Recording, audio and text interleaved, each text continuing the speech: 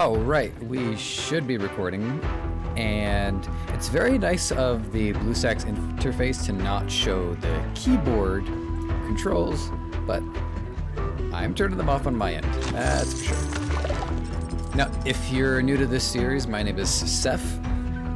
I'm a media junkie, and I've been playing this game, Battle Legion, for about 2 years.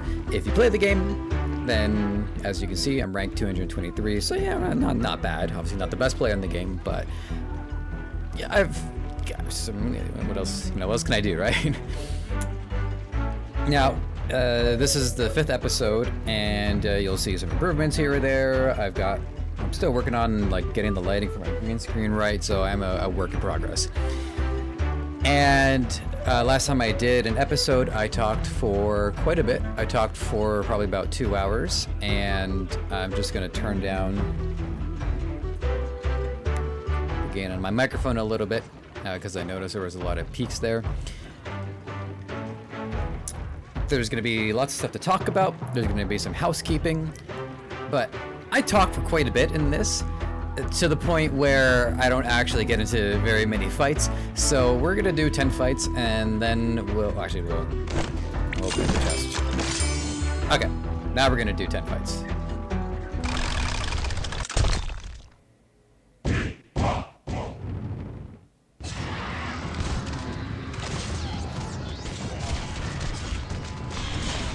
I don't know how that comes through, but that seemed pretty slow. So in this battle, one of the most crucial units in a Chaos army are the Risen Warriors, who are flanked all the way around my formation, which is prepared for some flanking, but once you get to 5 of them, it's still holding up pretty well.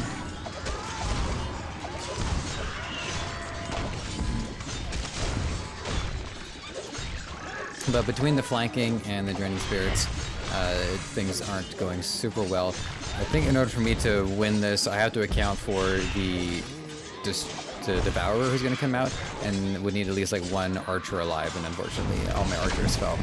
So that does give me an idea, which I can change up.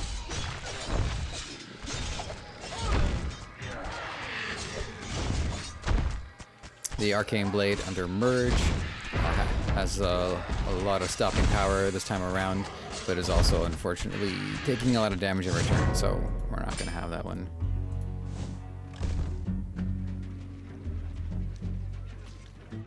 Yeah, no, well, my idea was to put my archers even closer, so I'm just going to make a quick change and see if this helps.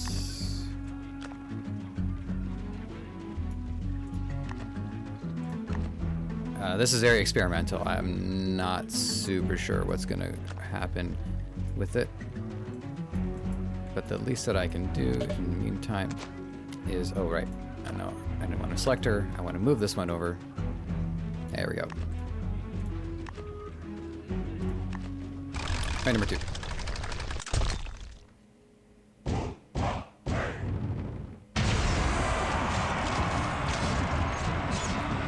While this is going on, I wrote down a bunch of notes on my phones for what kind of things I wanted to talk about today.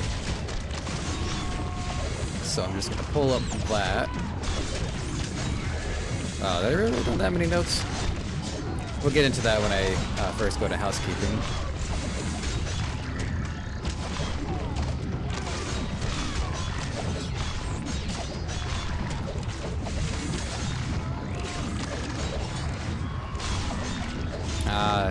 See, having my druid back there didn't work out so well because she was assigned to that defensive phase this night, which meant that she wasn't in range to help some of my units get out of mind control.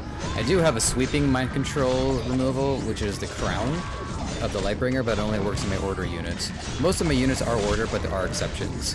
The Tai Shaman is nature, the Faceless Knights are chaos, the druid is nature, and then there's the constructs, which at this point in the game can in fact be mind controlled.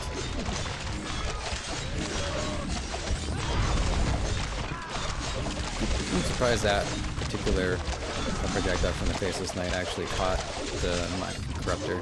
But as you can see, there wasn't enough pushback against the mind control. So unless we get one more sweep out of it. Oh, that bubble did a lot of good work. If it were a little stronger, it would have killed the Mind Corruptor, and then the Arcane Blade could make its way in. Technically not out of the fight yet, and the Arcane Blade is a formidable fighting force. Okay, the Mind Control got her. Alright, so Druid, you're going back there. Alright,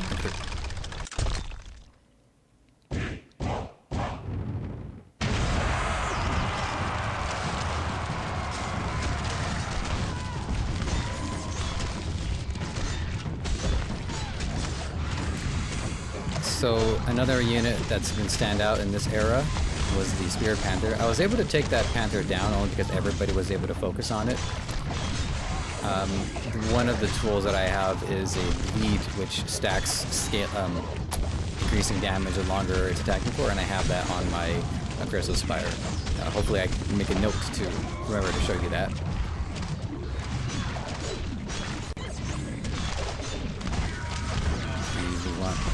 Well, she missed an opportunity to help him out there. He makes a run for the enemy units, because the drummer is mind controlled, so that's to be expected.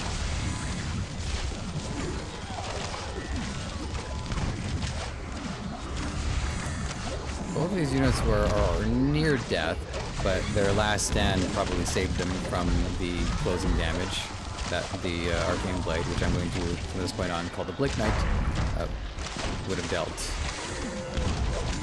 But they still have to push into our territory. We still have a few options. Our archers are doing a pretty good job of creating pressure, but if we did lose our Arcane Archer, that was kind of counting on her to help out. So one more cheeky bubble there just to take down the Mind Corruptor, but that didn't go very well. Number 4? I'm kind of losing track. This is a pretty common army that I'm seeing at this range, the Draining Spirits, which, if you have seen the other videos, have been somewhat of a sticking point for me, and I am definitely going to be saying more things about her.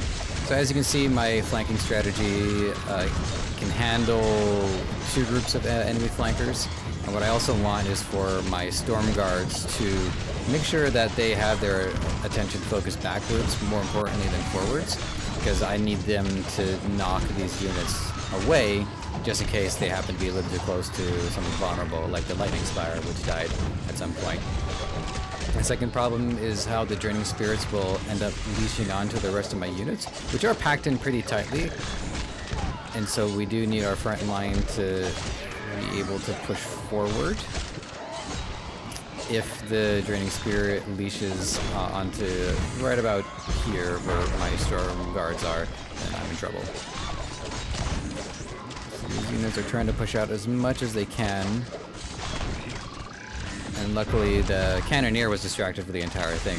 And the Faceless Knight, who can absorb chaos damage a little longer, was able to drag the Draining Spirit away from the rest of us. That doesn't happen too often, but I am very thankful when it does. Alright, the Devourer, not too much of a problem.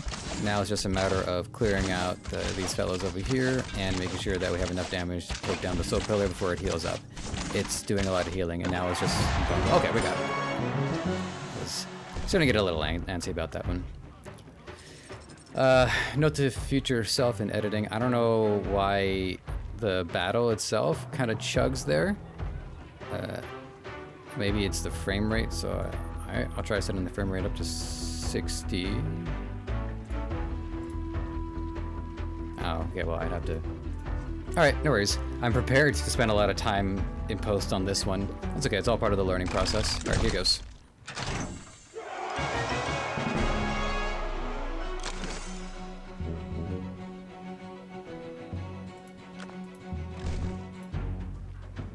Close Steam, at least. That'll help.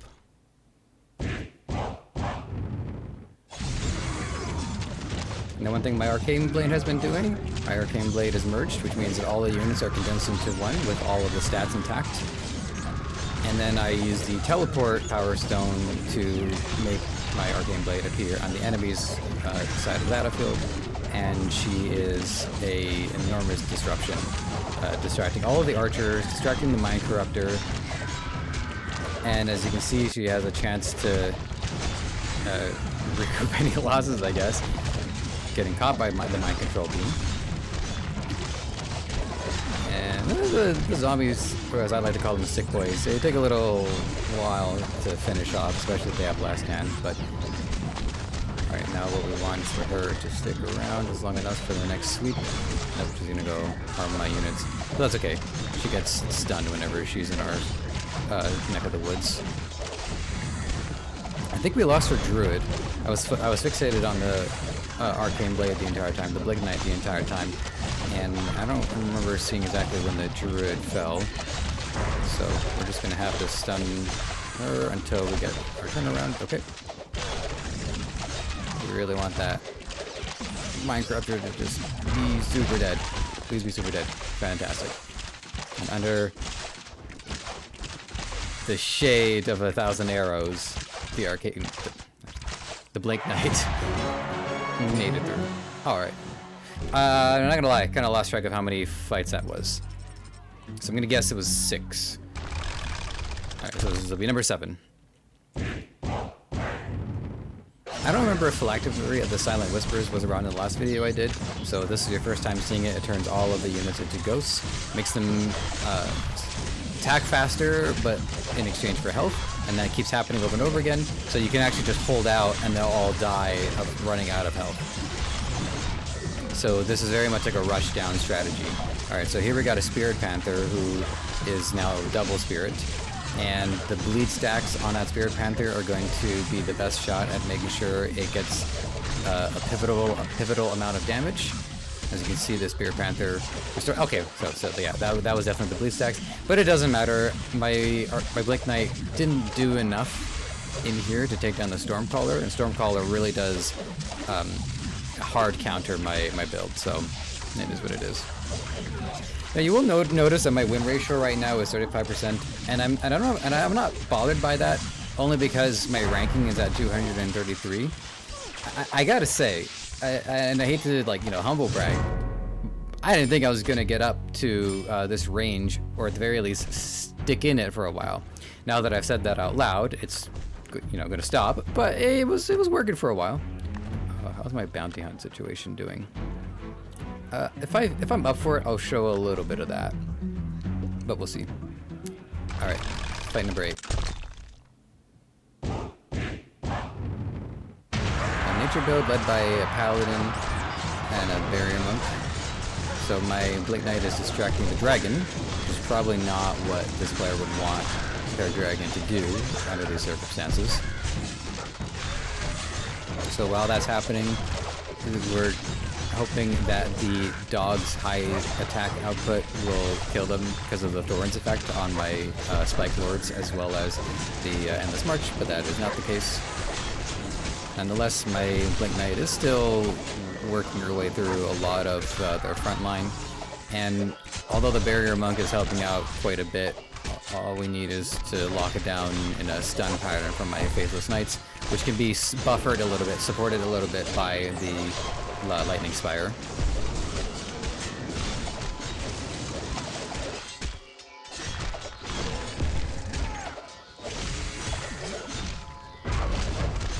Earlier on today, I made it into like rank 180, which is pretty good for me. Let me see if I can prove that. I always do this. I always forget. Yeah, okay, so 186. That's where I made it. Number 9? I literally have a spin down die like in front of me. All I had to do was put that down and start spinning up each time, and I wouldn't have lost track. If only I had something that fits this exact specific purpose, and if only it was directly in front of me. Okay.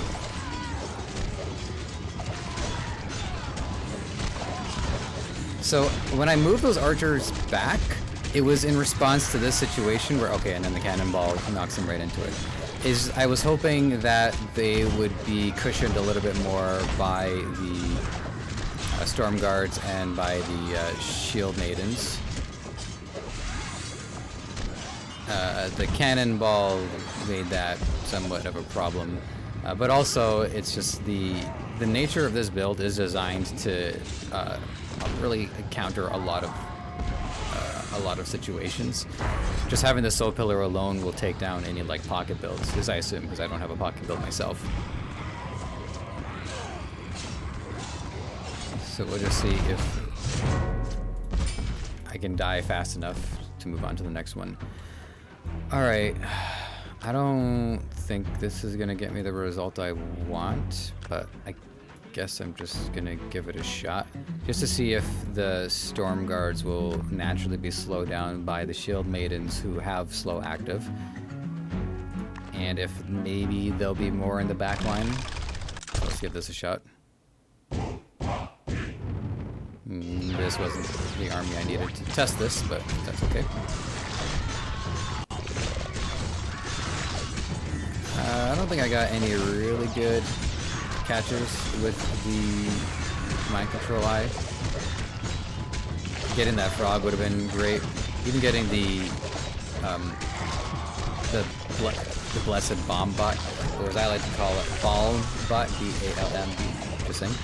That would have been a good catch, but I didn't get it very much out of my Mind Corruptor Eye this time. And typically Regius Defender armies are pretty strong. They take a lot of investment though, so that's not a surprise.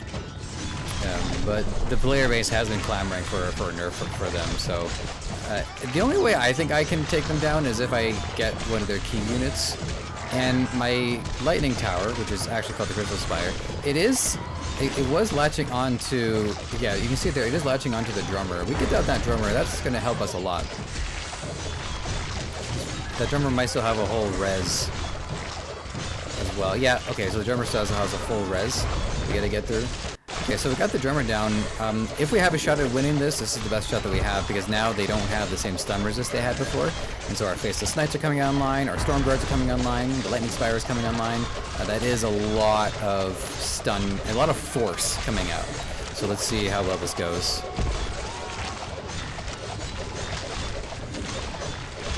Even if we draw, that's okay.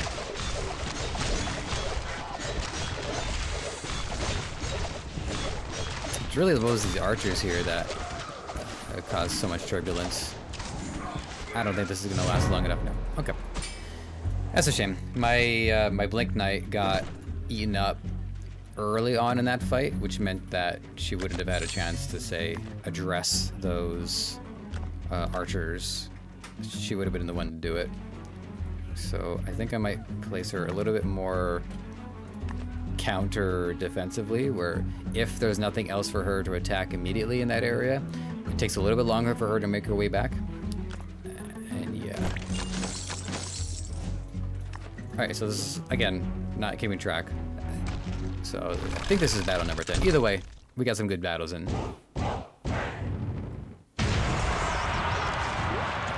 So with this being a Titans build, Eye of the Corruptor is essential to securing a win. And we're about to get one of their Eternal Champions, but actually no, there was just, oh yeah, okay, so the frog ate the Eternal Champion, so we're gonna be okay with that. If my Mind Control Eyes last long enough to take down these Arcane Blades, and the frog will eat them too in retaliation. But if not, we're still holding the line exceedingly well. Their Blink Knights, we have so much force, we have so much knockback that they don't get too much done. And a lot of that hinges on the Lightning Spire, because we need it to react to them entering our backline, and then we need our Storm Guards and our Faceless Knights to push her away like that. So she's going to get up and attack and cut through my Lightning Spire, so yay.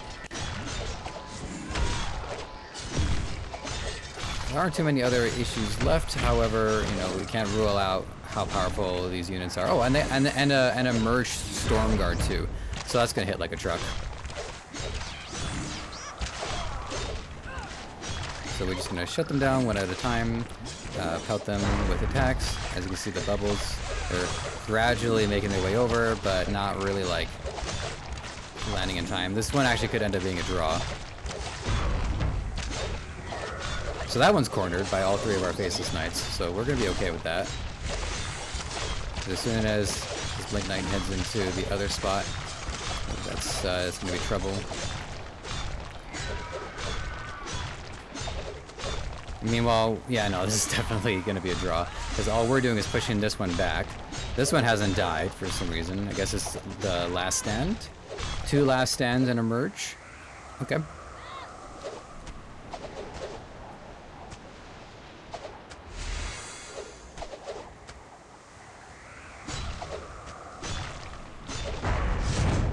Okay, that was a draw. Pretty fun draw at that, too. So, 267. Okay. So, I can safely say that I'm a top 300 player for this era. So, we got some battles in. But now for housekeeping. So, number 1, I have tabled the streaming side of this. I did want to do it. The problem is my computer is just not up to the task right now. And like I have 12 gigabytes of RAM and no job, so I'm not even sure if recording this natively on my computer is going to go smoothly, just because I'm not sure if the audio is still going to be synced up without me having to manually sync it up myself. And I noticed that the game itself was running kind of slow, so this is all stuff that I can fix up in post, but it's going to take me more time. So at the very least, you know, I can put out a decent quality video as I continue to get the rest of my act together. Or is I gonna go with that? I'm definitely editing this out. Okay, well.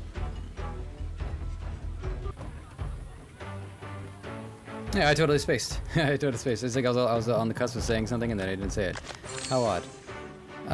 Let's respond to that with a battle.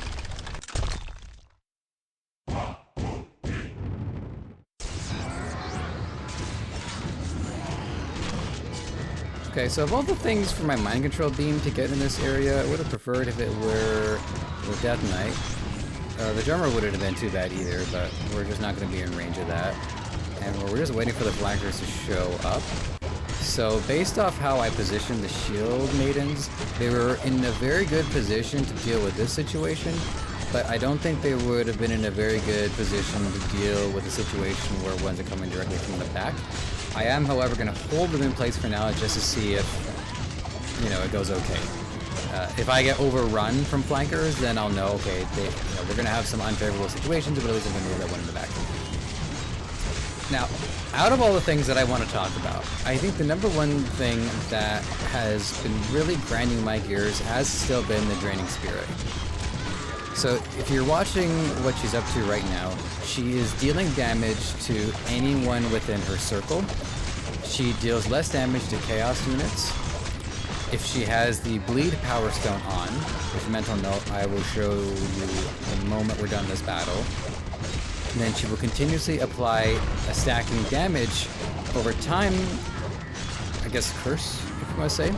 This fits the curse archetype, which means that the longer she can apply bleed, the more we're going to lose more significant chunks of health. And on top of all of that, my units have no other way to retaliate against her and are forced to just endure it.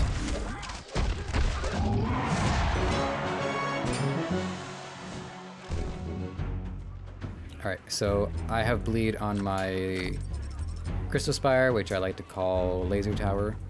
And sorry, my OCD is kicking in. I just want to... did not mean to... Okay. Dealing damage to a target causes it to bleed. Bleeding deals 0.2% of max health damage every 3 seconds. Stacks indefinitely. Does not work against raid bosses.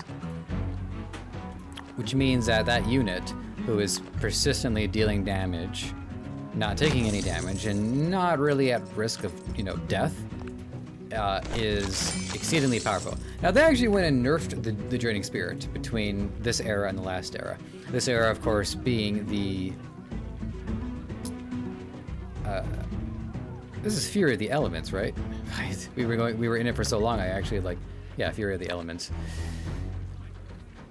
So they did give her a nerf in terms of damage output, and I think a lot of that was just in preparation for the fact that bleed would have made up for a lot of it anyways, because she can do like massive chunks of damage anyways. And I don't think that went far enough. And I've been thinking about why this unit is so frustrating, and a lot of people have expressed frustration. It's not just me.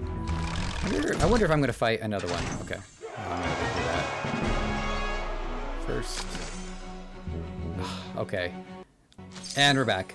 I'm not going to put somebody else's ad on my video. It's not like I'm going to get any revenue for it. In fact, it could actually cost me revenue. So that's where we are with that. So what I want to talk about is intuitive design versus unintuitive design. Now I want you to think back to the advertisements that you saw for this game, and I'm tempted to even play some of them in this video, but there's not a guarantee for that once I get to this in post. For the most part, when players watch the advertisement for this game, what do they see? They see two groups of units attacking one another. And you do see some creative builds in there. Like you will see like pocket corner builds with catapults, at least I think you do. Again, I can check the video afterwards just to confirm.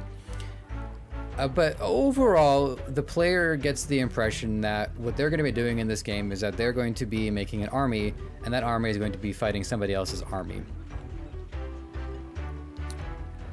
And every unit in the game is designed to be punished by something. And a lot of, at least my philosophy with the army that you see here, is to try to cover as many of each other's weaknesses. So I have two healers. The Tide Shaman can heal. The Druid can do spot healing as well as can cleanse. I have lots of tank up front and tank support as well. I have flank coverage, which not only is it designed to stay in the back and address flankers, but if there happens to not be any flankers, they still make their way to the front lines and are reinforcements. So they're optimal in one situation, but they're suboptimal in other situations. And that to me is still a pretty good trade. And that's the kind of trade that I look for. The two towers here, Lord of the Rings reference unintentionally, they do very well on my side defensively, but they don't do so well attacking the enemy side, and I'm okay with that.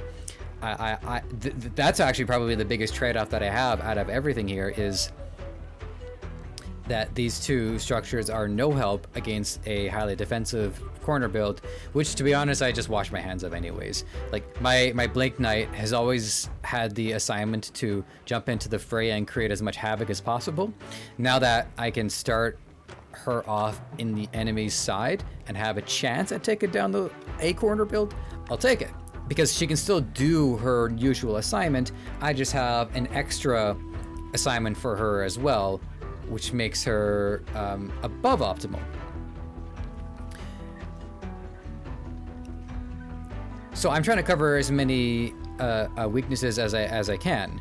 So archers, they attack at a distance, and of course, because they're archers, like you know that, but they are punished by melee units who get in close.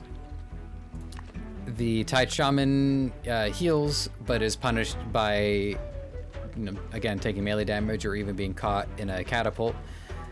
The melee units all get punished by not being able to reach the ranged units. The towers, the spires get punished by being out of range and therefore are not optimal in certain battles, but also, again, taking heavy fire from artillery, which is usually the catapult, but there are a couple of other ones. The catapult, which is my second least favorite unit in the game, is at least punished by flanking, as my Blink Knight is doing, but also you saw those other flankers where like 5 of them would pop up on the enemy side. And actually, that's even what I do too. So this is the Titans build, and since I'm passing by, I'm just gonna do a battle.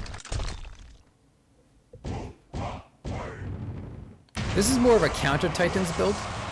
Oh hey, wow, the Draining Spirit was able to teleport and actually successfully catch something of mine, so credit, I guess, for that.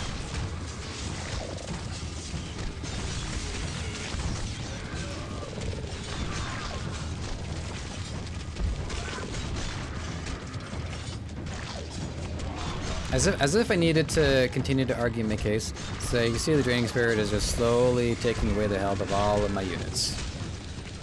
And of course I am using my Blink Knight in this build as well because she has proven herself more than formidable. The other nice thing too about this being a Titans build is that there's less enemy units for them to kill, which means there's a less likely chance that it's going to spawn the Devourer. And if the Devourer doesn't spawn, I might actually be able to win this anyways, because if the Blink Knight can be in range of the Cannoneer, then she might be able to finish him off in between attacks. The Frog is going to get out of the way of the Draining Spirit, so that's lucky. Alright, that last stand, because of course. And then just got to take down... Wow, this I've never seen this interaction before. Oh!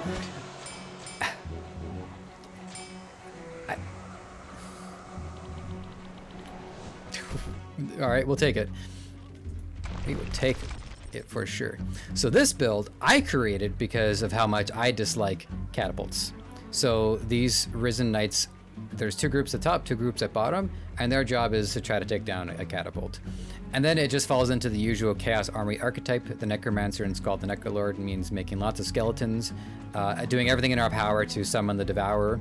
And I'm using a Draining Spirit because I do think that at the very least she's appropriate in this. But even I'm showing restraint. I'm only using one of hers. So am I going to get a catapult? I'm not. That's okay. I'll mention something about this, and then I'm going to get back on subject on the Draining Spirit, which actually I can mention during this game, during this battle anyways. So overall, this build is suboptimal for a lot of situations, but it is designed to address a very specific meta, which is the catapult. I haven't been dealing with the catapult too much lately because of the rank that I'm in, but you never know.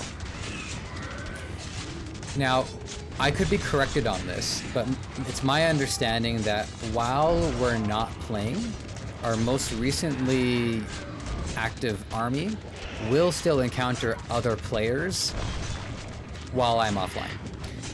I have reason to believe that's true. If anybody can help me confirm that, that would be great. But we have observed that, that players will win a battle and find that they end up actually losing trophies. That might have something to do with the trophy increase decay system that goes on as all these other battles are happening around. But I have also noticed that one of our clan mates quit the game, and then I had spun up and still encountered that player. So he quit the game. He left our clan, and he was like and he was an active member as well. So to see his army, even though he left and said he deleted the game, is either like, well, he's BSing, or armies will still participate even though the player is not playing. Now, I think that there's a way to use that to my advantage, which is, if I remember, which is not all the time, I'm going to use my Chaos Army here and passively attack catapult builds to try to influence the meta.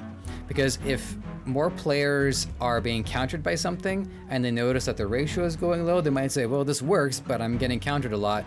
Maybe I'm going to use something else. So that's what I do with this slot, is I do try to influence the away from players using the corner builds by trying to counter them as directly as I can. So I'm going to do 2 more battles just to see if I'll encounter one. And even if I do encounter one, there's no guarantee that I'll win, because sometimes players protect their catapults so well that I can't get through. But that's why I'm prioritizing upgrading my Grave Knights so that they do have a better shot at it. So as for this one, it's aside from catapults, there aren't really any other armies that I feel I can reliably defeat. And I'm okay with that. Again, the point is just go after catapults. Even if it means that I lose a lot of ranking while I'm away from the game, when I come back, I go back onto my main and I can crank out a few wins by just getting back to my usual place on the ladder. So it doesn't bother me all that much.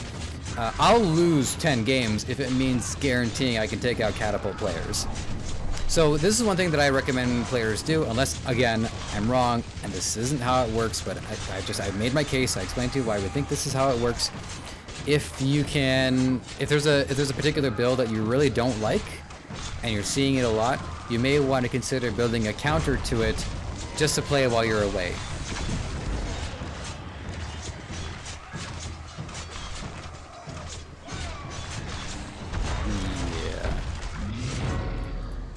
Goodbye forever. Alright, one more try. I'm curious to see how I even do with this one. I don't imagine I'll do very well. My Necromancer is already going to die, so that's bad.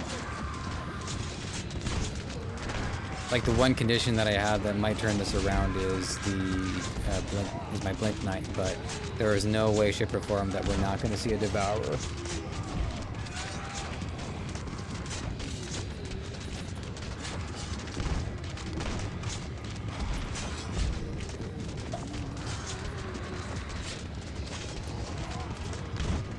Yeah, I don't even want to humor this battle.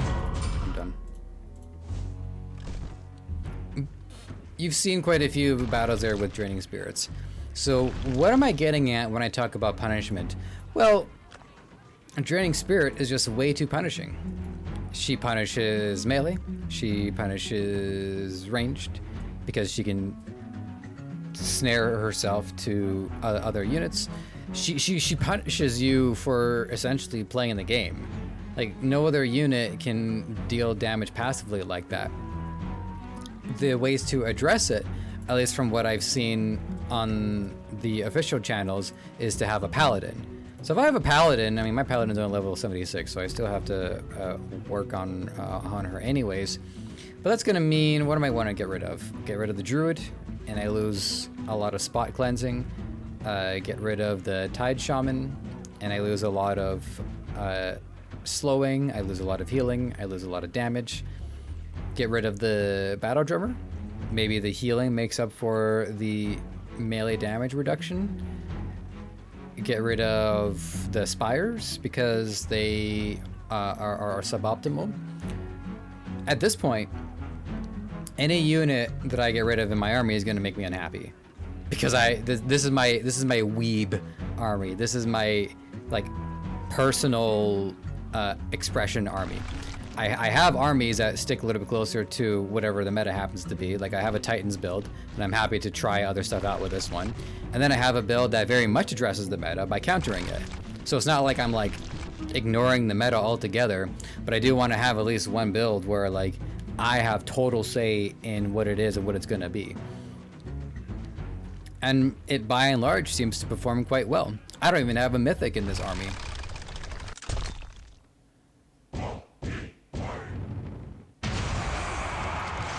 So starting off, the Blink Knight has entered the bottom pit where there are a bunch of sick boys, which means that she's going to be busy dealing with them for a while.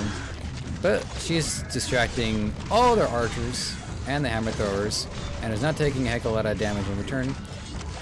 And so that is a lot of work for one unit to do. And she's doing her job exceptionally well. And it's giving us time to sweep our way through the minefield over here. Minefield? I wonder if anybody thought about that before. Alright, having a few too many units turned against us, so we're hoping for our next order sweep. There it is. I really don't see Bulwark doing very much here. The bubble is gonna hopefully help us out a little bit here. It makes its way into the back line. I used to have bleed on it, but I found that it just wasn't stacking enough bleeds for it to really be worthwhile. I would rather my fish mage have that range so that it can attack from a safer distance anyways. Because I do want to use it like healer first, damage dealer second. Okay, so my fish mage died, but so did their mind corruptor, so we're good. This is a very heavy mind control build, but even having a little bit of mind control on my side, as well as a soft counter to it through the druid, and I guess the bulwark is pretty good against it too, but that player has level 4 mind control artifact, so there's a lot of override going on there. Is it? No, it's not this. Looks like the same player. Just the mines are a little different. So yeah, all right.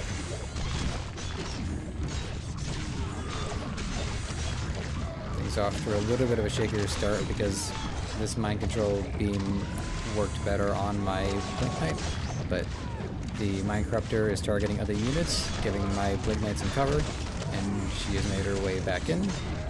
Going to be distracted by the sick boys for a little bit, but that's okay. Hoping that my druid will recognize that. Thorn Guard needed healing, but not so good. That's okay. We still seem to be doing pretty well. We're pushing forward.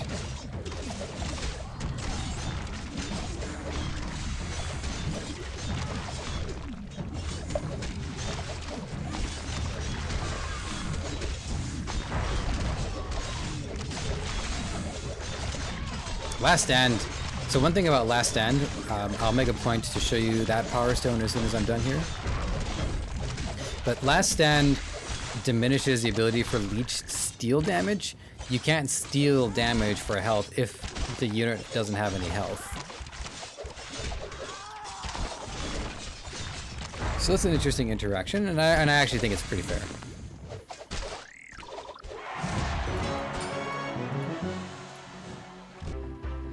Right, okay, so the Last Stand Power Stone, who among my units has it?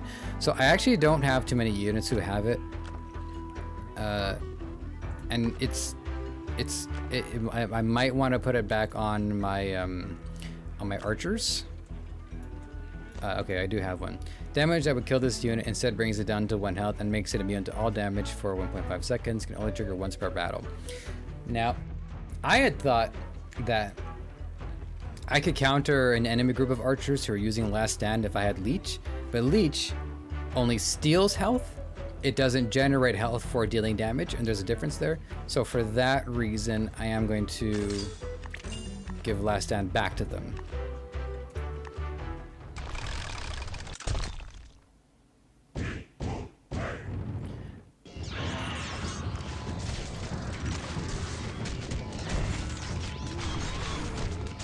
There's actually a sound that hasn't been playing on my BlueStacks player, and that's the battle star where everyone screams.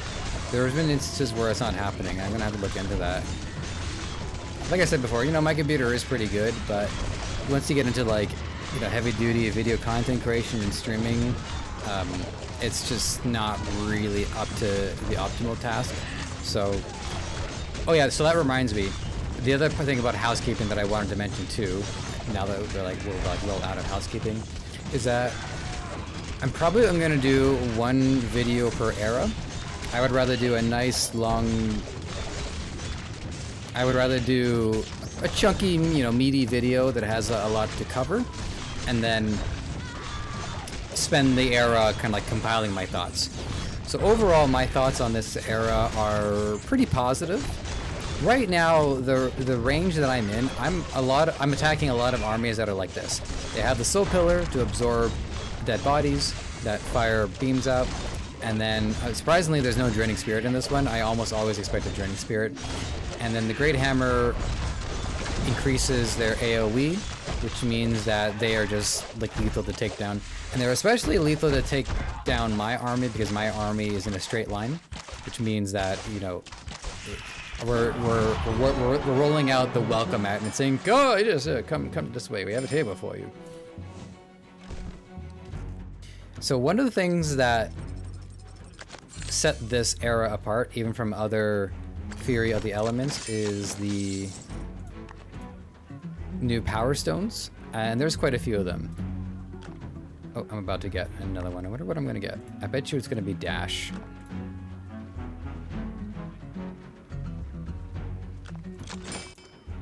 Charge was close. Right, so Power Stones. Units. I don't come to this menu that often, so I actually managed to forget. Oh, here we go. So they put out quite a few new Power Stones. And I have to say, overall, I think there were a lot of great ideas. So one of the best ideas I think they came up with is both Last Stand and Stone Skin, which when attacked can now deal more damage and 45% of these units maximum health to it. So for an archer, for instance, they take a catapult to the face, they all go flying, but they've only lost 45% of their health, which means that they now have a fighting chance to tank the catapult by distracting it and firing, like forcing it to fire one catapult ball only to hit one unit because they're all spread out all over the place. And then kind of the same idea with Last Stand. It comes down to clutch. And these two Power Stones deal with what Block typically dealt with, which is absorbing an attack and getting another chance to stay in the fight. They put out Leech for health regeneration, what I've talked about a few times. They replaced like damage reduction altogether with now, so protection now deals with melee damage, and cover deals with range damage. So they kept that defensive Power Stone from being a little bit too valuable. The movement Power Stones, so they have just your regular speed increase, and then they have charge, which means that it runs 100% faster until it attacks, so great for openers. And it has dash, which is moving 100% faster when they attack or are hit by an attack. So you might have seen my Faceless Knight suddenly get this huge burst of speed because either it had attacked or it had the Draining Spirit on him. With range, they added in accuracy, which makes the projectiles move faster. Blast, which is like giving your ranged unit a shotgun effect. Well, I have a reload, but I haven't used any of them. And then they also added Resurrect, which gives precious units like the Battle Drummer and the Barrier Monk another chance. And then Supercharge, which makes the Drummer be very powerful at the beginning, and then that power drops off. So again, it's a way to deal with being rushed down by high damage units of like armies that basically go into overtime on their own. So that's the good stuff. I admire. Oh, and I forgot to mention Merge. Oh, I didn't even. Oh, and then Haste increases attack speed. Great for Faceless Knights who don't really worry about damage. They just worry about stunning. So great call on that.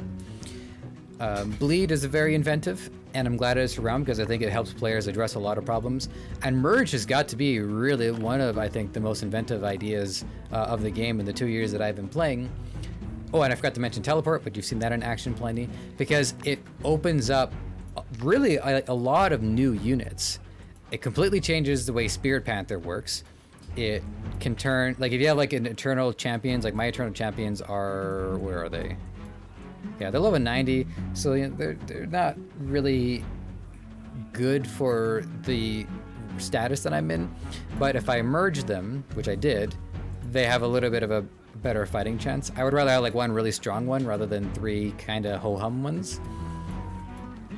So I hope to see it continue. Actually, funny, of all the units who I would have loved to merge, it would have been my Spike Lords, but the Spike Lords don't have an attack thing. They have like a raw defense, a raw movement, and then a defense movement one. I can understand wanting to keep things, a little controlled in case players do something so silly that it's just not going to work. But I really think they could probably just have a red here and here. Like, what ability are we worried about that are going to make Thorn Guards overpowered? Right? Like, what are we worried about? What are we worried about? Extra damage? They barely swing. Leech, like, same thing. Haste, like bleed. Like, if you're trying to protect people from making a bad call, I do respect that, but I would say don't bother. Like, it just, let players understand on their own when they're making a suboptimal decision rather than gate to that, because where do you draw the line from that? Let's see. Like, we'll never be able to clone a druid. So, there's that. So I don't feel completely satisfied with that particular decision, but that's okay. The problem that I have with the Power Stones is the acquisition, and this speaks to the tropes that I think are really only present in mobile games. Because you have to grind through and I'm sorry to call it grinding, but you do have to rack up wins in order to build the experience bar, which allows you to unlock these Power Stones. And now that I've gotten all of the power stones that I wanted for this era, I was able to start saving up gems so I can buy chests. But it took a long time to get some power stones that are useful to me. Teleport took forever to get. I must have opened like 6 chests just to go for teleport. Meanwhile, we have, where are they? I still do that. I can't believe I still do that. So 23 resurrects. I don't think I got 23 last stands. I will say I got quite a few.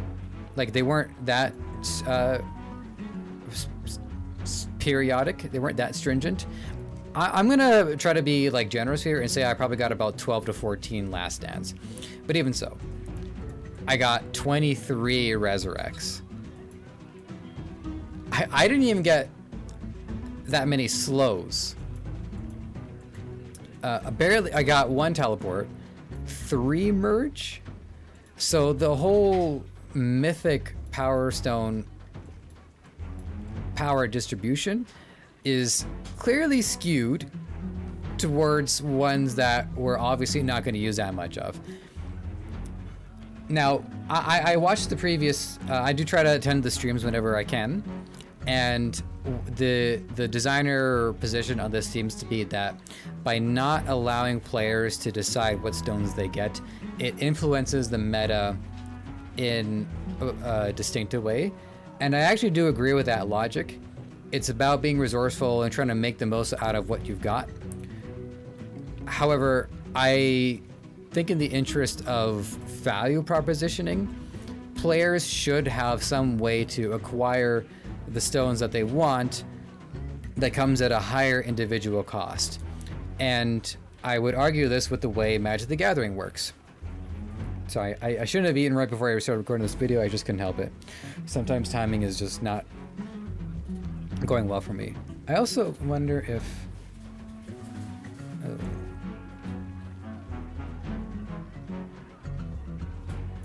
there we go.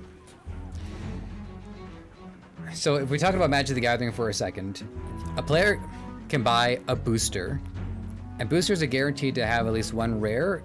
That rare might be a mythic rare. And a lot of the times you'll end up getting a trash rare that might work in a certain commander deck, but for the most part, a lot of these rares are bupkis. Every now and then you get like a crazy good rare and you go, whoa, I just got like $40 of value out of this booster pack. And it's fun, and it's, you know, it's encouraging to get those gnarly cards, because then you'll get money for it, right? If I got a mythic rare that's sought after by a lot of players and whatever their current meta is, but I want something else, I was like, hey, can I just trade this for that? And I get the credit towards it. But if I just want that card directly, I have to pay the market value for it, which almost invariably means I'm spending more money to get the cards that I want because I value my strategic decision making. So if you want to guide the meta, you can still do that for the most part, but I would suggest being able to purchase the specific power stones that I want at a value that's maybe not worth it. At least that way, if I really wanted that bad, I can make that call. Like, imagine spending 20 gems alone on a single card, or even 40 gems alone. Like, well, it's cheaper to buy the Power Stone packs, but I might not get what I want. But if I build up 40 says I have got to have teleport, I can spend the 40 gems. And that, by the way, isn't even what I would absolutely love to do. That to me just seems to be the most reasonable. What I would love to do is to just skip the whole random Power Stone distribution altogether and just acquire a resource that I can use to forge stones. I just don't think that's going to happen. I don't think that's going to happen. And the reason why is because at the end of the day, this is a mobile game and it adheres to a seasonal structure, and it wants to create incentive for players to play, and a lot of that is the acquisitioning of things either on a day-to-day basis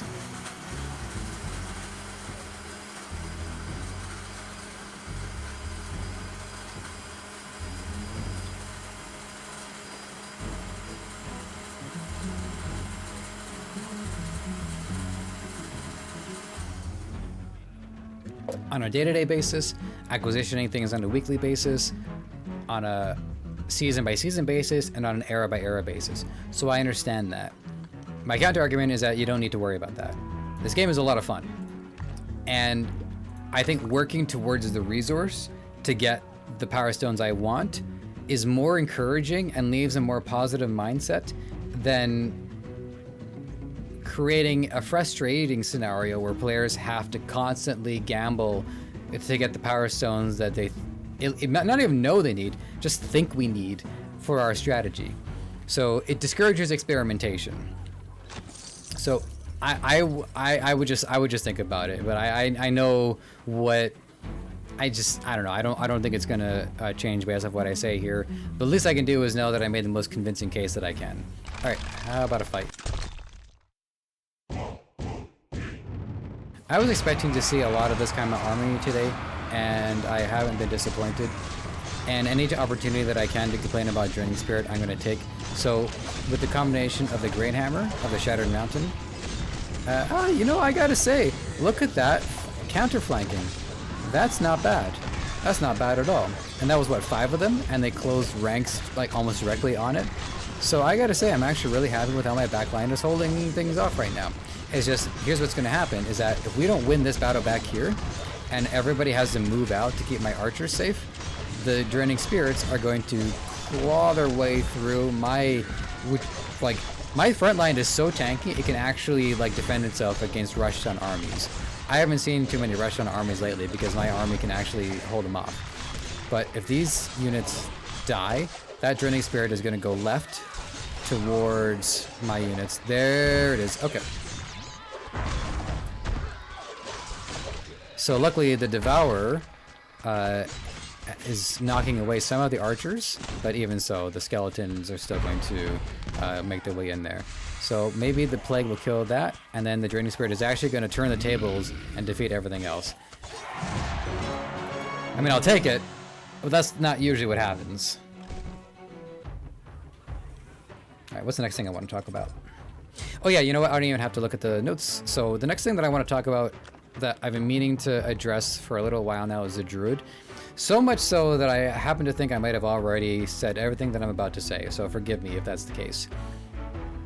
The main problem with the Druid is that while she can heal 5,000 damage, at least that's what I assume that what the heal is, I assume this is the heal value and not the damage that she applies to somebody else. So if somebody wants to confirm that with me. But let's just say for the sake of argument that she heals 6,000 damage, 5,000 damage. It doesn't really matter what the value is here. The important part is that she heals for a set value. Again, it would be crazy if, like, that's not it, but I really think that's it. If she heals another unit who is, let's say, has only taken 1,000 points worth of damage, and again the druid is healing for 6,000, that would mean that of the 6,000 spent, only 1,000 was put to good use. The other 5,000 disappear into the ether. If we heal somebody who is missing 3,000 health, she still heals that unit for 6,000, which means 3,000 health disappears into the ether. Do you get where I'm going with this? So what I would do to make the druid more viable is the heal should have a bouncing effect. So if it heals one unit for 3,000, that 3,000 will try to reach somebody else. There's going to be a limit to the range. Go to the next person. Maybe that unit is only missing 100 health. Top that person off, and then bounce from unit to unit to unit to unit to unit, and just making sure that all of that heal value was actually spent, or at least create a better opportunity. Obviously, if one unit is alone and there's no other units to receive healing, then it will still go to waste, but that's a much less likely scenario. Now, I'm not saying while this is happening that it should also create like the damage boost and the blessing with it. I'm not saying it should also do the cleanse. I think it would be dope if it did. This would make the druid far more powerful. And you might think, well, I think you're making the druid a little bit too powerful. Again, I'm just comparing her to the most powerful unit in the game, which is the Draining Spirit. If the Draining Spirit, and I kind of want to like give her another name, but I feel like at this point, calling her the Karen of the game is a little too like, yeah, everyone's calling everybody a Karen. You know, there's people in the world who are named Karen who are probably like, it's been hell for them the last few years. So I don't know. I don't want to jump on that bandwagon if I can help it. But the fact that the Journeying Spirit does so much, and her and the Druid both cost 1 army point, then if we continue buffing the Journeying Spirit, which we should, it is still going to continue to antagonize players who are relying on that unit. And I get why that's a priority, even if I think that those players are kind of getting a free ride right now. At least other units can bring their own level of power that's equivalent to that. So do you want to create an environment that encourages players by giving power where it's needed, or do you want to create an environment that discourages players by taking power away? I know it's a tricky thing, but if you are forced to do that, or if you're forced to nerf, if you're forced to take power away, try to look for some opportunities to give power as well. And I don't just mean like adjusting the slider. I mean like thinking about, what is this unit really doing? How can this unit be used more often? I mean, there's units that I use some niche units, right? I'm using the Tide Shaman. I'm using Faceless Knights. I don't know, Druid's not that niche, but I'm using the Lightning Prism. I'm using some niche units here. I still have a Faceless March, even though they were nerfed pretty hard. The reason why I still use them is because they do reach, like, if they attack the unit in front of the Spike Lord, they'll reach. So that's pretty good. And then also, because they have the force resist, so if like a wagon comes charging through and makes it through the Spike Lords, the Endless March can also hold the line. So I think this is the best thing that I can do to use a single unit of these. All right, so I'm gonna watch this ad, and I am not going to have that ad on my screen. See you in a minute.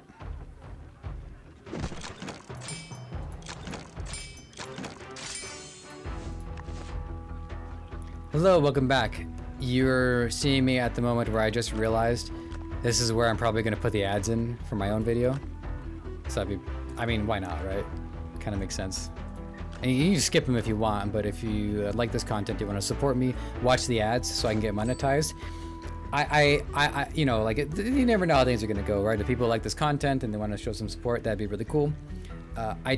As a consumer of media myself, I tend to appreciate when creators are receiving their funding passively, because as I don't want an audience to feel like they have to act in order to show support.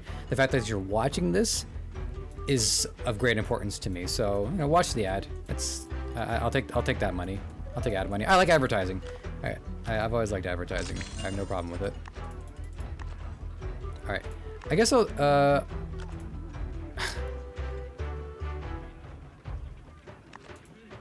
do it after the stream. All right, let's do another battle. I haven't been counting it perfectly, but I have at least 3 of these armies stored in my memory. This one at least is a little bit more on brand because of all the aquatic stuff. The archers are unfortunately out of place, but I assume that the player wants to use a different archer skin, just hasn't gotten them yet. And I was kind of going for an aquatic theme myself as well, but more of like, I don't know, disgruntled dock workers, not necessarily denizens of the sea. I try to go for as much blue as I can with all of the different units. And what I liked about this background is that there was some pink in there, or violet or purple or whatever one we want to go with. I mean, I'm not afraid to say it's pink if it's pink, whatever. Is to show some respect for the mind control artifact. Oh, that bubble really hurt.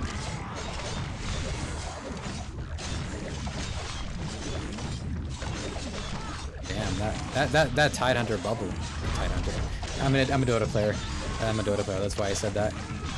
So if we want to turn this fight around, now would be a good time. I mean, turn the mind control thing around.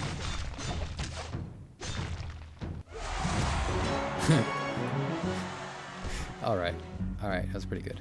All right, what's next up on my notes? Huh, that's weird. I thought I said this in the last stream, but I wrote it in the last recording, but I did make a note of it here. So I guess I'm just going to say it anyways.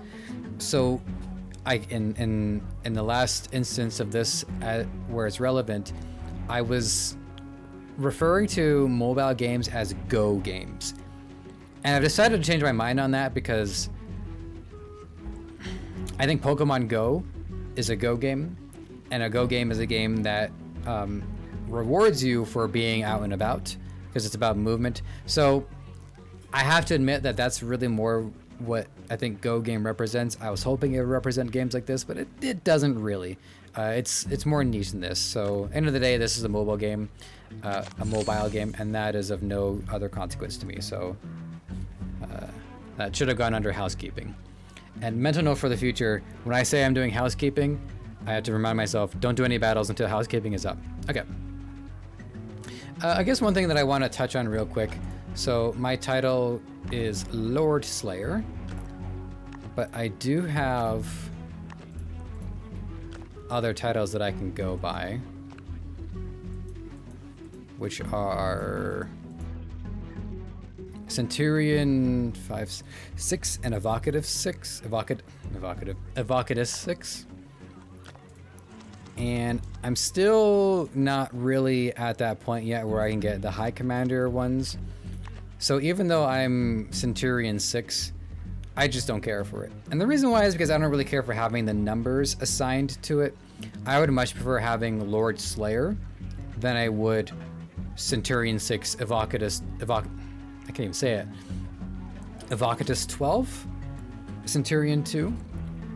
I think if I were to do this system, what I would do is you have to rack up like 6 Evocatuses to get into Centurion. So like every time you pass that threshold, it builds a point.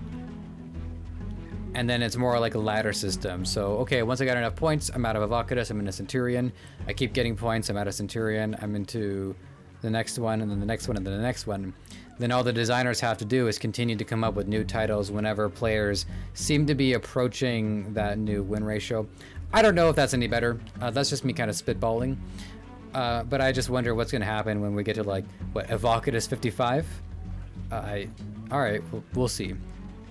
The other thing too, and this is probably one of the most important things again I'm going to talk about today, so much so that I promise I'm not going to get into it.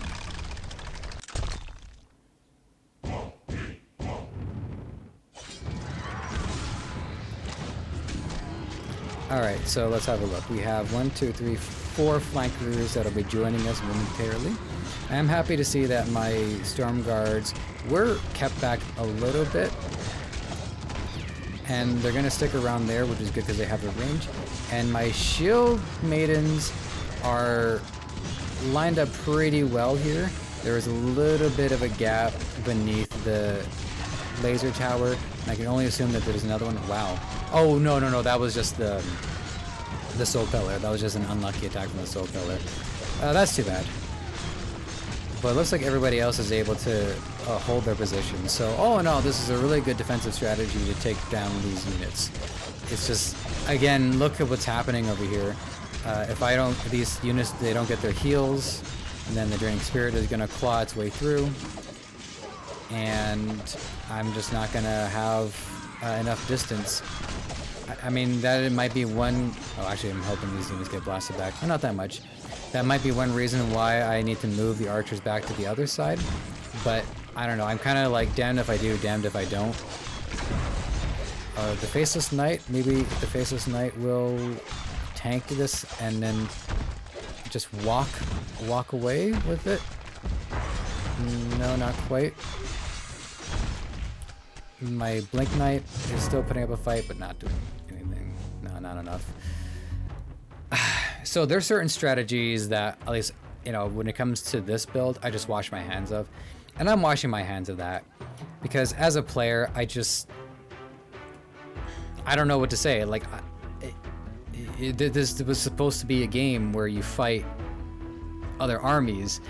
And here we are dealing with a unit that if somebody asked me to come up with a cheat code for, that's the unit that I would come up with.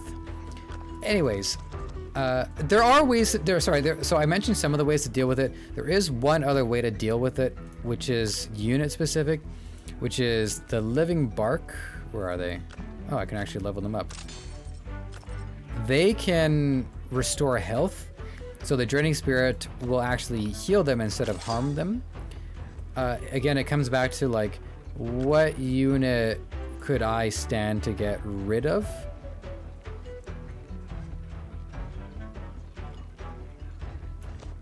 I don't know, I guess I'll just go with leech on them.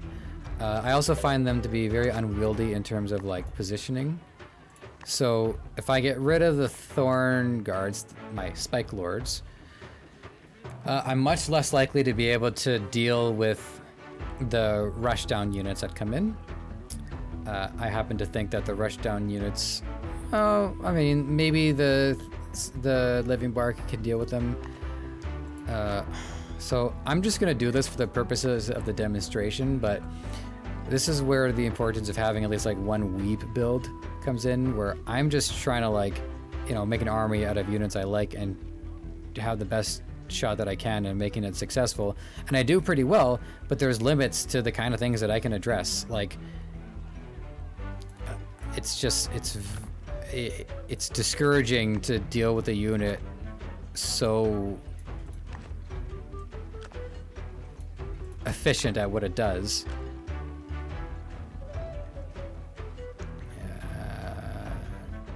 If I get a merge token, merge token, I don't mind that. All right, let's see if this works. I'm getting the sinking feeling my drummer is going to play with the archers.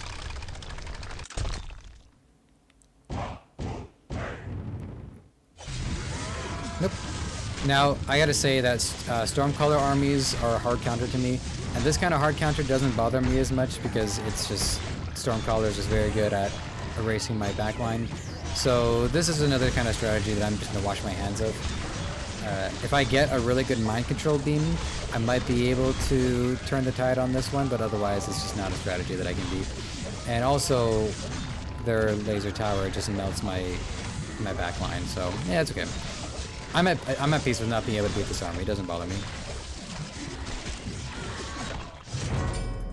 I would have to abandon my lightning spire and my laser tower and get a barrier monk, which I don't want to do because barrier monks are only good against projectiles, and then I might not even be able to damage the enemy in enough time, and my barrier would just get knocked over anyways, so it's not really worth it. Okay, I remember fighting this army earlier, but there was no draining spirit in this one, so there's nothing that really worries me. If I could have mind controlled the Phoenix, that would have been nice, but that's okay. Alright, so these flankers, they got right into my archers, and this is where the storm guards are important because they have that force knockback.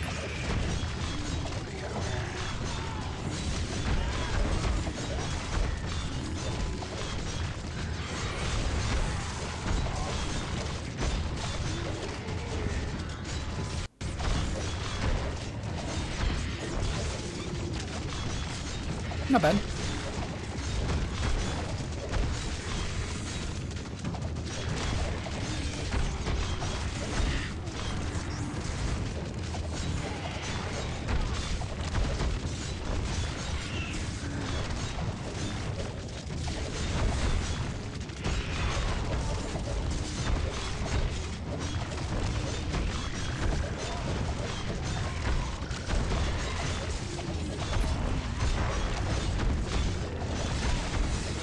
Well, the living bark is currently pulling their weight. They've been able to push into the enemy territory.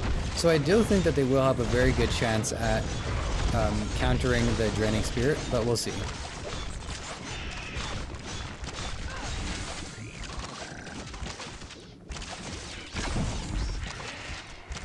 Alright, so the Devourer is online. That's not going to be a problem. We're just going to shoot it down.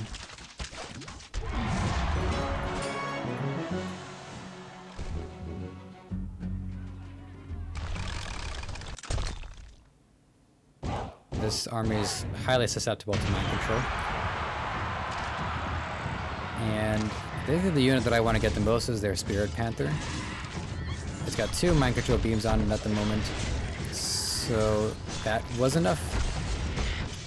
And now it's clawing its way through the enemy wolf. Also managed to get one of their archers. Trying to push her way out, but the slam attack isn't doing very much here right now. Now I could put thorns on the living bark. I'm tempted to do that. Now if I will say I think the Spike Lords would have had a better time at resisting all of this damage. We're not dead. Oh, actually we are, because that Spirit Panther alone. I don't know it does AoE damage. Or am I just hallucinating? I think I'm hallucinating. Anyways.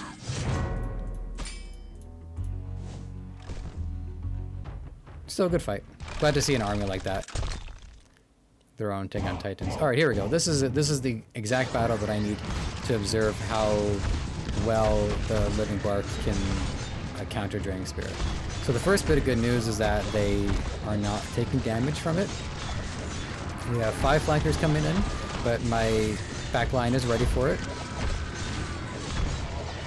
My squishy units could be a little bit more protected. I think I'm gonna have to move my Tide Shaman just down and in front a little bit more.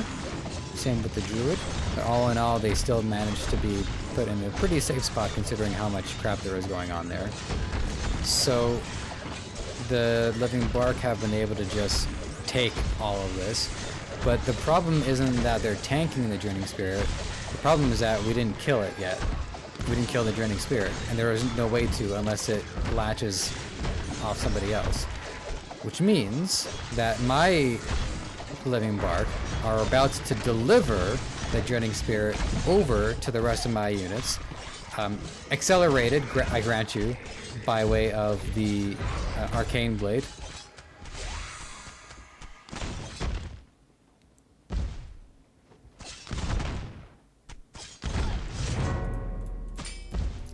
So not only did it not work, it actually made their job easier. So that was a fine performance, but and you know what? I actually take comfort in the fact that that didn't work, because at least it means that like I don't have to reluctantly move forward with a unit that I don't want to use, because I like the Spike Lords, I like using them, and I would prefer to continue using them. The same is true over pretty much every army or every unit in this army. Yeah. Also, I thought there was a way to zoom in on BlueStacks, and I know that there is. I don't have the ability available to me. So, all right. What did I want to do? Yeah, I wanted my Tide Shaman and my Druids to be a little bit safer going forward. So let's see how that works. Because we're gonna have 3 units that are gonna split. So 2 Faceless Knights will start by covering these 2 areas, north and south, followed by the Storm Guards and the Shield Bearers. So that should be pretty good. I didn't get enough water. My voice is drying out. Alright, and here we go. 2 of these Chaos armies in a row. Only 1 Draining Spirit, so there's that. 1, 2, 3, 4, 5 flankers. And this might be a little bit of a trickier situation because they're starting far back. So there aren't as many Shield Maidens nearby to defend.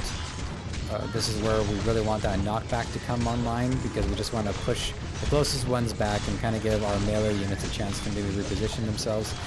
I have a very bad feeling about the well-being of my laser tower. So again, you know, I'm trying to deal with these flankers as best I can and on a budget, and I have to say I'm pretty impressed with what I'm able to do. I'm pretty happy with it. Meanwhile, the Draining Spirit has been clearing out my front line. Hopefully the Faceless Knight will be able to hold. And I'm actually tempted to put a defense Power Stone on the Faceless Knight specifically to help mitigate the damage from Draining Spirit. What we need is for my Faceless Knight to just move forward, take the spirit with it, and the spirit can just not be near my archers, that would be great. Okay, I willed that into existence because I certainly had no control over that. Good. The Devourer knocks my archers away. They took the hit, and now it's just a matter of taking down the rest of these units. My Blink Knight is distracting them, which is good.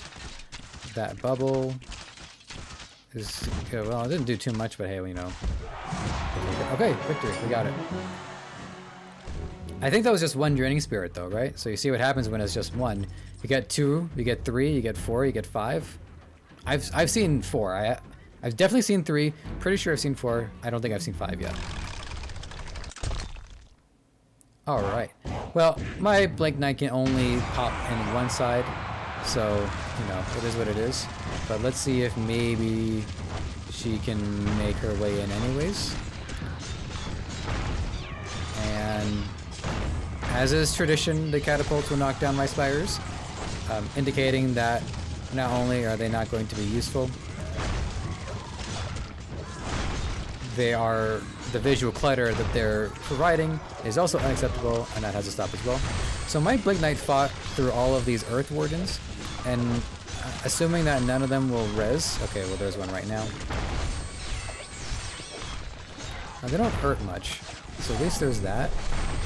So if the stun, oh I see what's happening, they're being reconstructed, so it's all that stunning that's just keeping my Blink Knight from being unable to act. So if she can get a chance to attack at some point today, that would be nice. It's weird that I'm not seeing their health bars. I wonder if that's a glitch.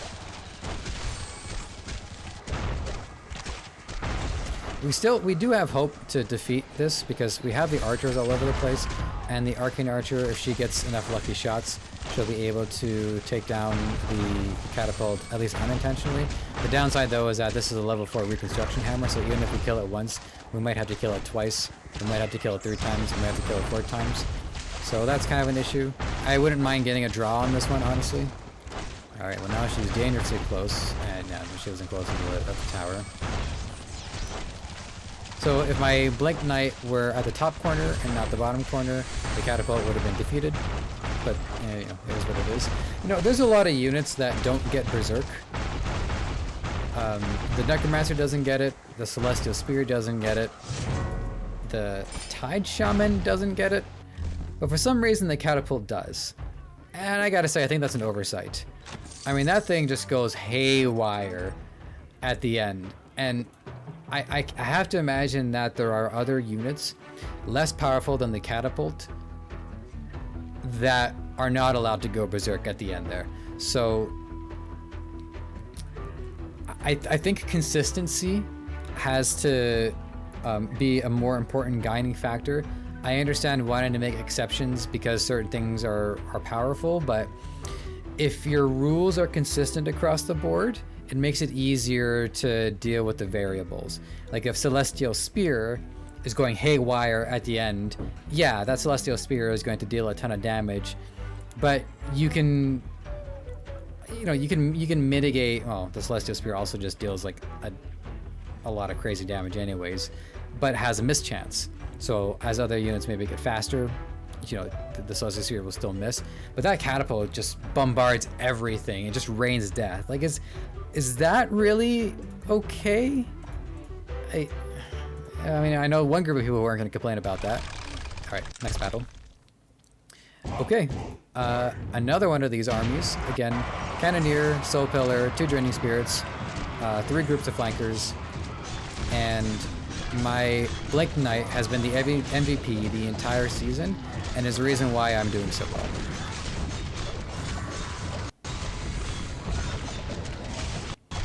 Now these flankers are slowed, which is a smart choice because it means that my other units are going to move to the front line more likely, but I still have 1 Faceless Knight Snare, so there's always going to be 1 decent defender. And my Faceless Knights are on haste as well, so they're going to attack faster than usual anyways. I also gave them an Ignite Power Stone, but I'm thinking of getting rid of that for that defensive one that I talked about. So, because we've seen this battle so many times, I'm just going to check my notes real quick and see if there's any other topics I want to cover for today.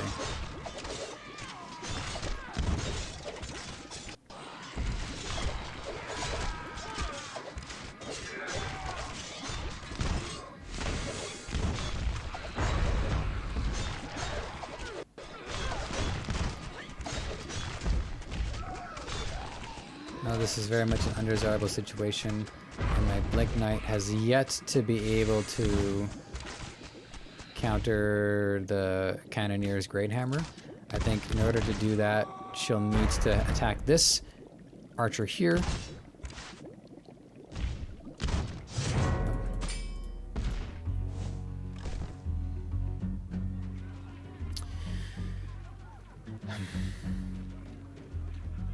So I'm going to put my archers back behind, because although they were very well protected, they were also much more vulnerable to the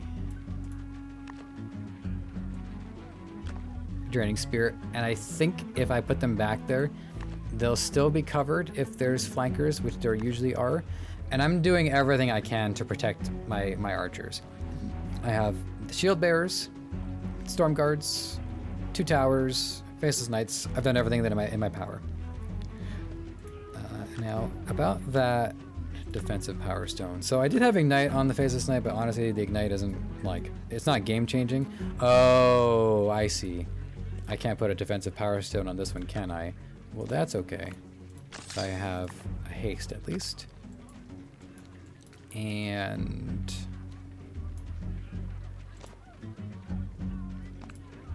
yeah, that should do.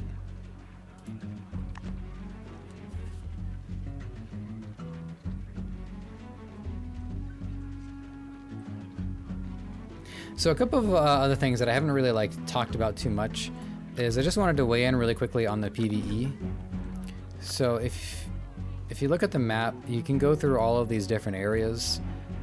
So I think this is really neat. I haven't actually looked at this too much lately. Players have been complaining that there aren't more regions coming soon, and I'm almost done.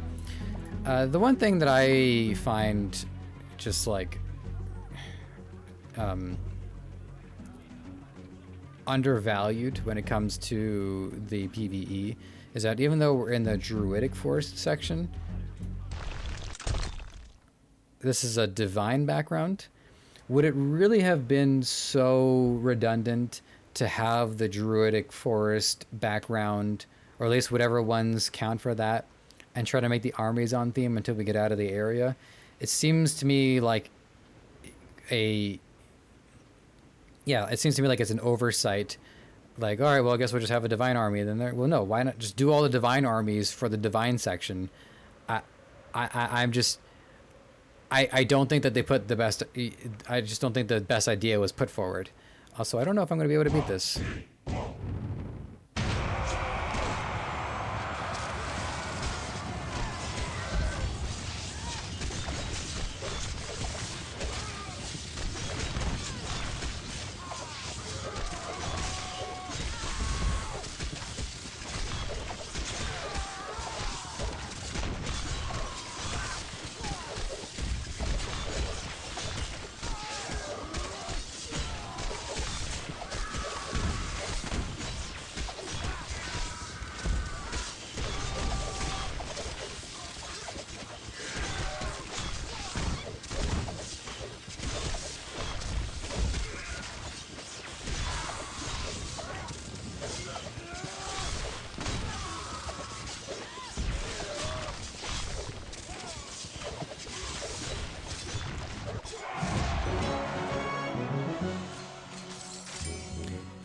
Well, I just checked my notes during that battle, and I pretty much said everything that's top of mind.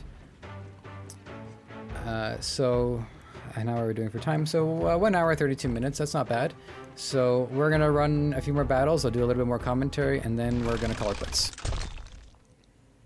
See if I at least have one more battle that proves whether or not this recalibration of my army was worth it or not.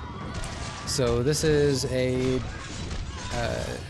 Righteous Defender army, but it's got the drummer and it's got Eternal Champions, but it doesn't have a paladin. And I do think that the paladin is pretty important to the sustainability of this build. So we'll see. The thing is, okay, yeah, there is a Crown of the Lightbringer, but we're racing against that heal and we're winning that race. Okay, and a lot of that heal was also the Balm bot. I think what's going to happen here is our damage output will overpower their healing. But their heal is still pretty good, so we'll see. And the winter is really the thing that causes the biggest problem, because every second my Crystal Spire isn't attacking is a bleed stack it's not stacking. Okay, so we got the drummer, so that was good. That means our CC is gonna be ready to go. Our front line is really low. We only have a few shield maidens left. So hopefully the lightning spire will have some good stuns.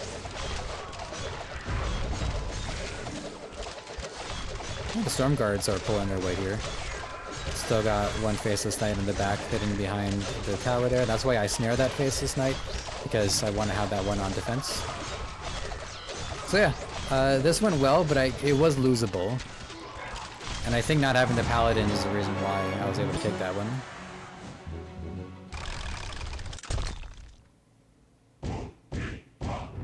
Okay, this is going to help me see a few things. So that's 3 flankers. I'm not sure if... Actually, this will help because they're coming from far away, right? So let's see how well this goes for them. My storm guards are pretty close to the front line, so they're not attacking the back line as much as I want. My archers are definitely exposed.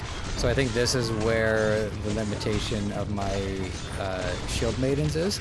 I'm probably going to want to move them further back, because then they would have addressed these.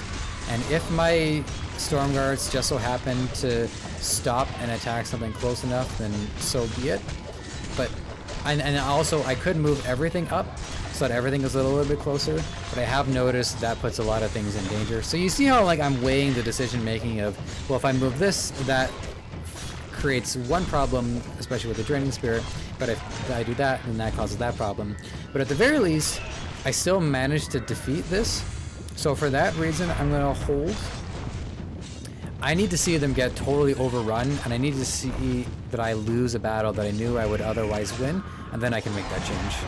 But that one actually went well. Alright, 1 draining spirit, 4 flankers, including one that's going to show up right there. And by the way, my storm guards aren't even rank 100 yet, which means that they're missing a slot which would give them additional range, which is what I would probably do with them. But these flankers force my storm guards to stand and fight, but nonetheless a lot of my archers are still exposed, and that's not what I want to see. But again, we'll hold here just to see if we can make this work. And like I said, if it doesn't work, then we'll switch it up. So I noticed that my Endless March, they melted, but my Thorn Guards are okay. I mean, I'm pretty sure I have Thorns on my Endless March. And I think I'm going to get rid of that, because I think I would rather just have the Thorn Guards deal that reflect damage. And I want my Endless March to have more tankiness, because they did melt while my Thorn Guards are still okay. So, are any of my archers alive? 1, 2... Yeah, 2 archers survived that. It's a lot of lost archers. Alright, Faceless Knight is going to take the lead into death. That cannonball exploded 3 times, which meant that my archer was dead. My Arcane Archer died. So these archers need to take down these skeletons before the skeletons get in range, so we got that. So their cannoneer is down, which means that this is just going to be a last stand kind of battle. So I think I've triggered both of their last stands. Now it's up for us to take that last one. Okay, we got it. Okay, that was an even closer loss, but I think the higher up we climb, the more this mistake is going to be costly. So again, 1 Draining Spirit and 4 flankers.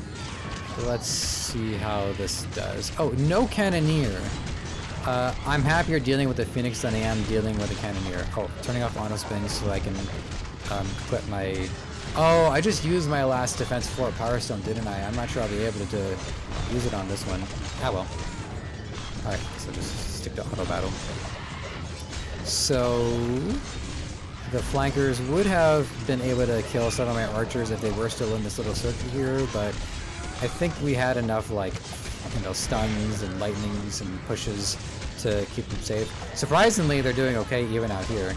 And I think a lot of that actually is the last stand, because if the flankers are going to kill an archer, they have to wait at least 1.5 seconds once the archer has reached death. So they actually made it out of this one all right. It's still going well. I'm surprised. I really thought I would have encountered a problem with it by now. It's the soul pillar I would like to see get taken down a peg.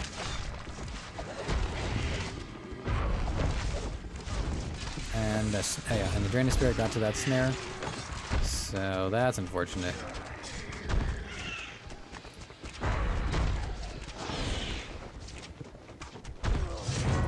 Oof. That attack hurt.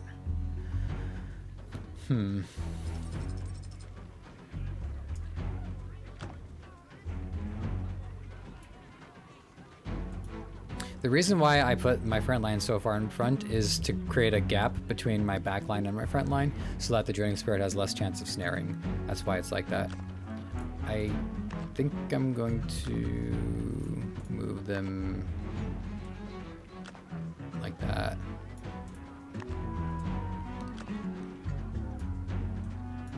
And try to push everybody as far back as I can. And then we'll do a 3-pack of battles. And then I'm going to call it quits.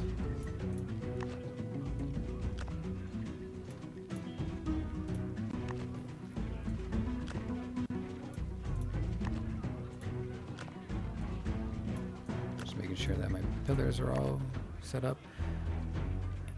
And I'll keep my fish mage over here.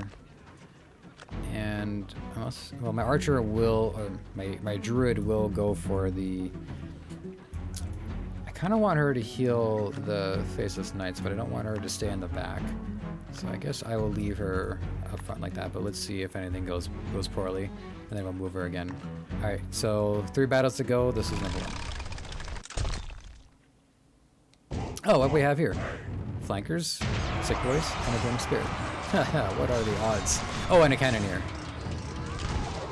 Now, are we going to mind control their enemy Blake Knight in time? Is that what we did? Oh yes, we did. We got her. Okay, well the archers are still kind of exposed, but the shield maidens are somewhat there to help. Things went a little bit more poorly below than above. I would say I'm somewhat satisfied with the amount of storm guards that are attacking our flank. We lost our lightning spire, but what do you do?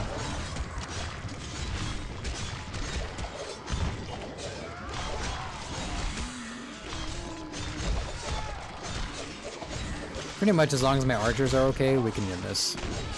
They can defeat the cannoneer, they can defeat the devourer. The archers alone, by the way, were really the unit that got me further ahead. Okay, so they've arrived at the Faceless Knight. So we want the Faceless Knight to walk forwards and take the Draining Spirit with them, and instead he's going to attack that unit all the way in the far back. Oh, she left. I don't know where she went, but we'll take it. Okay.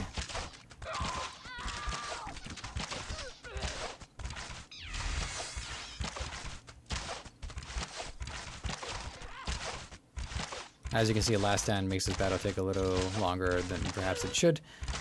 But hey, if I had a chance to get the draw on that, I would take the draw on that. Alright, so that went well. I think... I don't know, it was a little weird because it looked like bottom was a little bit less defended than top.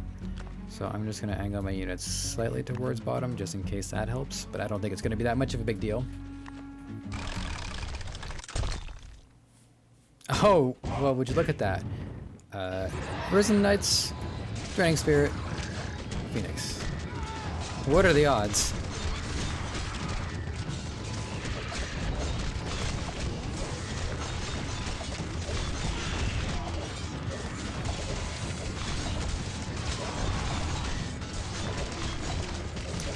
Alright, I usually don't talk too much about the soul pillar, or I don't think about it too much in these battles, even though it is causing a pretty big problem.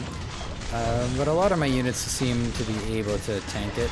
Like, even if it does harm... Actually, Archer is who I wanted to go after, because they'll only take 45% damage anyways. So I prefer them to tank the soul pillar. Our lightning spire went down again, but you know, it is what it is. We've handled most of the flankers, and we have one Spike Lord who, if I remember correctly, I have slow on them because, as you can see, I don't want them to come help. I want them to stay put. Okay, and we took down the Draining Spirit, so yay.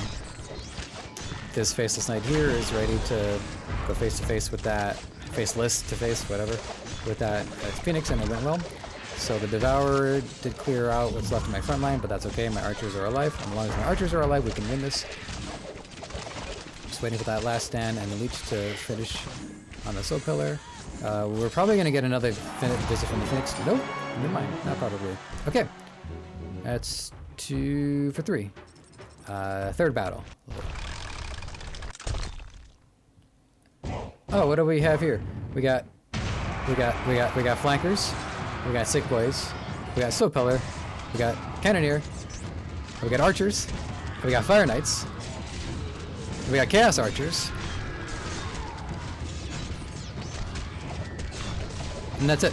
That's everything that I have to report about the significance of this battle. 3 battles in a row, and I'm facing an army that is conspicuously good at defeating me. I'm surprised that I'm winning these battles.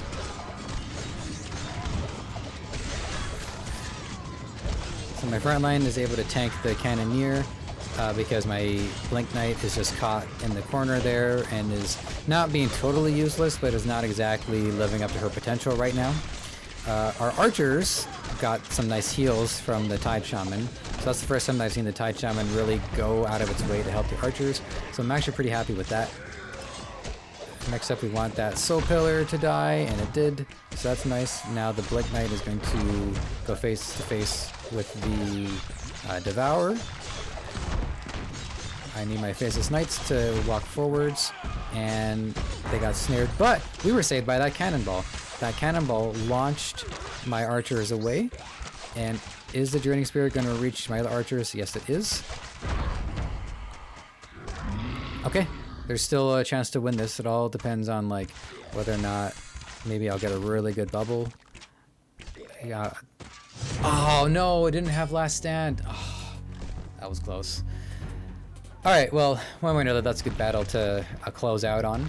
I'm going to spin up this one just to make sure that it's actually the army that's active while I'm away. So if you enjoyed this content, like I said before, just watch the ads, and then I will figure out what else I can ask for as I continue to get my act together. I am a media junkie. I do content hosting, I do interviewing, I do voiceovers, I do audio producing, I do video producing, audio editing, video editing, and I'm a freelancer, and I'm actually currently looking for work. So if you know someone who's looking for a content media junkie, or if you happen to work for a company, basically any company at this point needs content, so if you need a content guy, feel free to reach out to me. This isn't going to last forever. Sooner or later, I'm either going to hire myself or someone's going to hire me. I'm just at a kind of like an in-between point right now in terms of where my time is. You can also go to giantenemycompany.com. I do update the blog once in a while, not as often as I should, but you'll see links to like what I'm up to. At least that way you'll know anywhere you want to follow me, you can. If you leave comments from, like if you're a player yourself or if you have questions, you're welcome to leave comments. I'm not going to answer them until the next video. I prefer to speak on them rather than write them. I don't want to get into text arguments. I don't know, it gets into my fight or flight response. But as always, it is a blast to be able to talk about this game, so thank you for your time, and happy spinning.